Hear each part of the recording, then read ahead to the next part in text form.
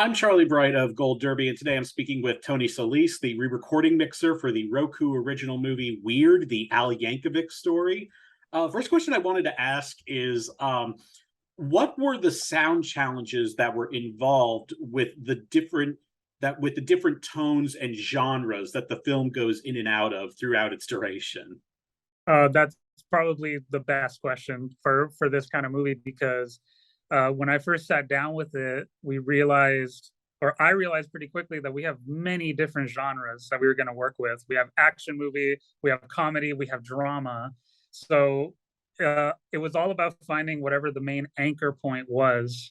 And for us in this movie, it's the music and the dialogue. That stays pretty constant throughout the whole movie, of just sort of weaving in and out of all these genres of, like, we wanted to make it feel like an action movie but then transition into a sappy romantic drama and then back into a suspenseful action movie, or whatever other genres that we're experimenting with this. And it was just mostly about finding the proper anchor of kitty of what is going to be the main focal part of the scene. And knowing that Al really wanted us to focus on making sure that his music sounds amazing and it fits every single scene properly. Well, so what are some of the unique challenges that come along with sound mixing for a film that relies so heavily on music and, like you said, is having the music as the anchor of that film, like this one does? Uh, it definitely is. For this one in specific, the biggest challenge was to make the music. We didn't want to feel that we were just watching music montages during any of the music sequences, and there's a few inside of the movie. We didn't want to make it feel like, oh, it's just a 80s music montage where we're just having fun in the background. It's no, they're performing this, so we wanted to feel like it's inside of the space. So it was about, Al graciously actually re-recorded all the songs that are in the movie of his. He re-recorded so that I would have all the individual stems, because we did mix this in Dolby Atmos. So actually, it's a big, full surround sound experience. It's very immersive, and it was just about making all these stems, be it vocals, guitar, drums, bass, accordion, obviously, make it feel like it's Dan singing it, although we know it's not. But and then it's inside the space, be it in a bathroom at the bus station, or at the rock club, or the big arena, or things like that. Or probably the hardest one was the one for the Another One Rides the Bus, because that's outdoor and we wanted it to feel like it's just them smacking on some instruments and playing the hand farts. And we spent a good chunk of time on that, of just forcing it into the picture, and having all those stems really made it a little bit easier, because then I can move things around panning wise, and focus on his vocal part, and but not making it jump out but still feel big. See, it's like two different things. Make it fit the screen but also make it feel fun and big. That actually uh, uh, segues into one of the other questions I wanted to ask about this, and I was it's what technology was used in giving new life to Weird Al's music for the film? Because like you were saying before, like one of the things is that it was very obvious, at least for me as someone who has listened to Weird Al's music for a while, that that was his voice coming out of Daniel Radcliffe, but it was definitely a more modern voice, the more current voice of his. So, what was some of that technology that went into that? So yeah, that was a really great process of him knowing that, since his music, especially the ones that were done in the 80s, he had very old stems that weren't really put together the way that we would need to put them into the big Atmos space. So, I'm inside of Pro Tools, I'm inside of the Dolby Atmos renderer, and the the more granularity that you give me with your tracks, the more I can widen it and widen it and widen it. So we went as far as to, he would have his background vocals separated, his main vocal separated, and even the left hand of the accordion and the right hand of the accordion and separate stems. And it just allowed me to bring it into the new space that we have created. Like the original songs were done in stereo, and now we have done an up mix of all these modern versions. And his voice lent itself really well to just be mixed properly into a surround sound environment, and being able to just move around all of his be it drums or bass or whatever. It just created such a cool experience within the theater, especially when you watch it in a theater in 5.1 or even in Atmos. You feel that movement of the music, you feel the parts, all of them individually. And I think, like, having the technology of Dolby Atmos and all the channels that we have and all the separation that we can create, it just created moments where, even though he re-recorded a good chunk of his stuff, people are hearing stuff as if it was brand new again, because they're hearing you know the separation of the accordion is something that's really subtle, but I actually have the left and the right pulled apart, so that you have, especially if you're on headphones or anything like that, you feel like you're inside the accordion on certain parts. It's a pretty wacky thing. I've never really mixed accordion before, and now I want to do it even more. One of the most incredible scenes in the movie, and this is a movie full of incredible scenes, is the LSD sequence. And what went into the sound design for that sequence? Because it seemed like there was a lot going on there. So that is the longest scene that that we had to deal with. We spent an entire day on just honing in that scene, because there was a lot of material. There's a big 7.1 musical score with a bunch of stems. You're inside of hell, and all this fireballs are going everywhere, and then you have all these voices happening at the same time. And of course, Eric and Al give us the main direction of, we want to hear everything, every single little line of dialogue, but also all the fire and the machinery in the background. Oh, but also all the other little things in the score. And we're like, okay, cool. Well, let's, Anthony Venture and Mike James Gallagher, they kind of dealt with the sound editorial, and they gave me enough ingredients for me to kind of weave in and out of both score and then sound design. And then once the funnest part for me was all the dialogue design that we did.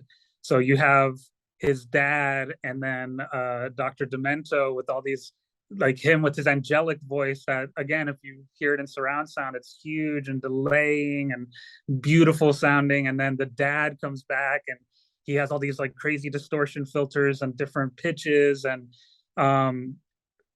after a short little playback with Eric, our director, he just kept saying, like, push it more, just have fun with it. But then I want to hear all the lines of dialogue, but I also want to hear the music.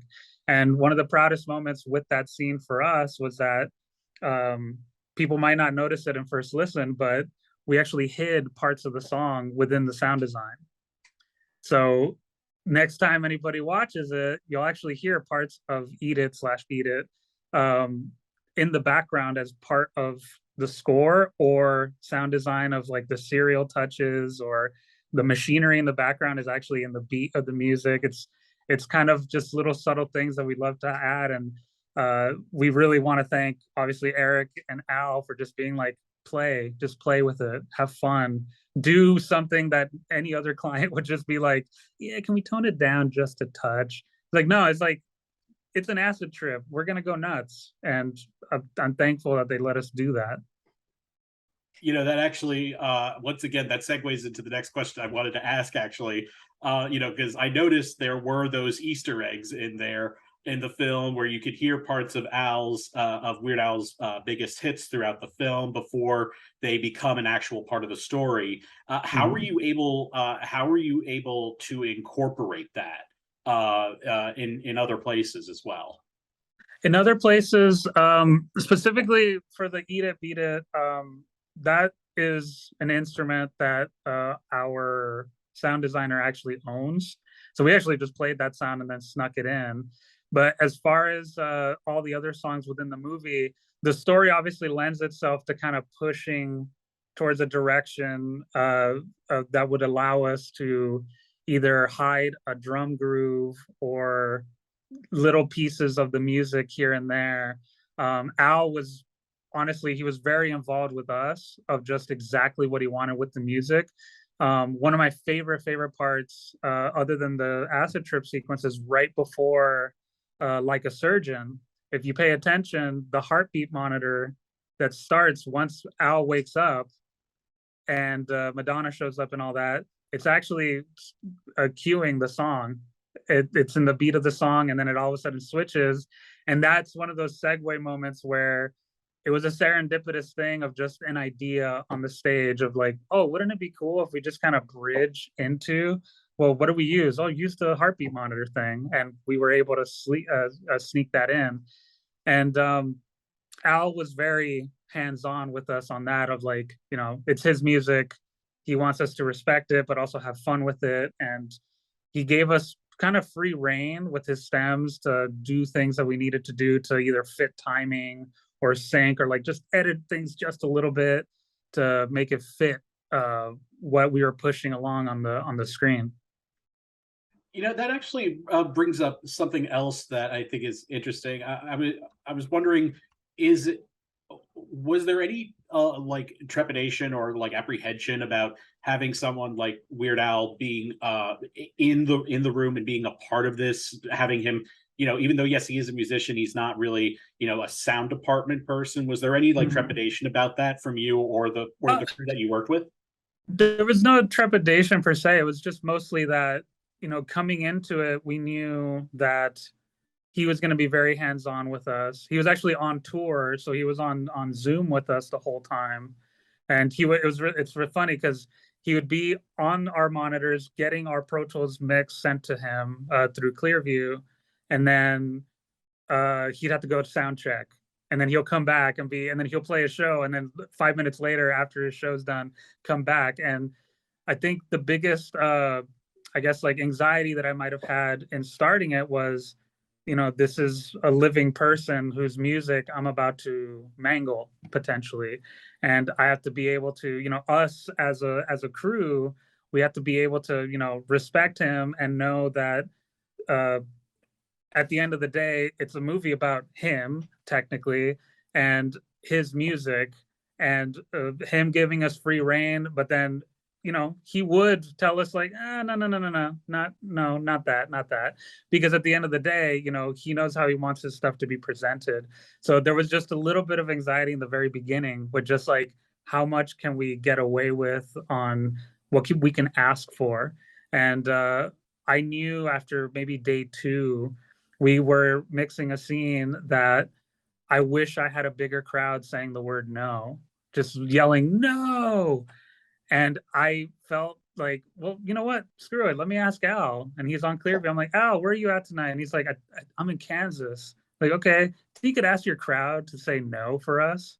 And he was just like, oh, yeah, how many takes do you want? I'll do that.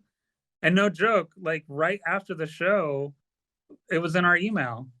Like, and it was beautiful, and it's in the movie. So thank you to the people of Kansas, because it sounds amazing now because of that.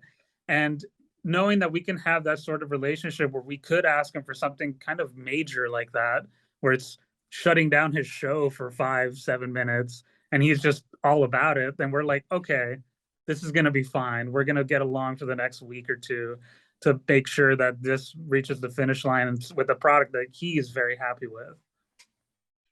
And I also wanted to ask about, you've yeah, the work that you've done as a sound person for film and television has spanned, many genres and mediums, from narratives to animation to documentaries. And of those three fields, which do you think presents the biggest challenges for your work as a mixer? As a mixer, I would say, documentaries are pretty tough to deal with, because it's just like a narrative movie in that sense. It's all about the dialogue. It's all about making sure that the person's heard. But with the documentaries that I've done in my career, I've found that it's the most challenging aspect of them is to make sure that we're not getting in the way of the story. Where uh, in a narrative drama movie, we're using music to push the story forward. in a documentary, we don't want it to get in the way. We want it to help prop up whoever's talking, especially the more serious ones that I've done. Love and Tosha being one of them. It's a very serious movie, topic. We wanted the music to be fun when it needed to be, but then not lead you into making you feel something. It's no, the person talking is what's going to be what leads you to a certain emotional response. And that is probably one of the bigger challenges I've had to deal with in my career, of not getting in the way of what the director and the storytellers are trying to, bring to light in either a documentary that's exposing something or telling a story of somebody in specific.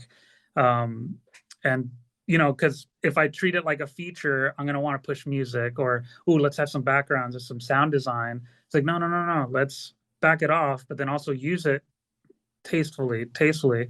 And I learned a lot in doing the documentary work, to be very distasteful with my approach, and it's helped out in every other aspect of my mixes as well.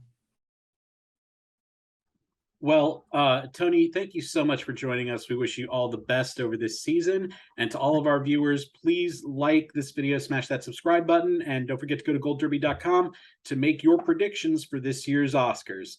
Thanks so much.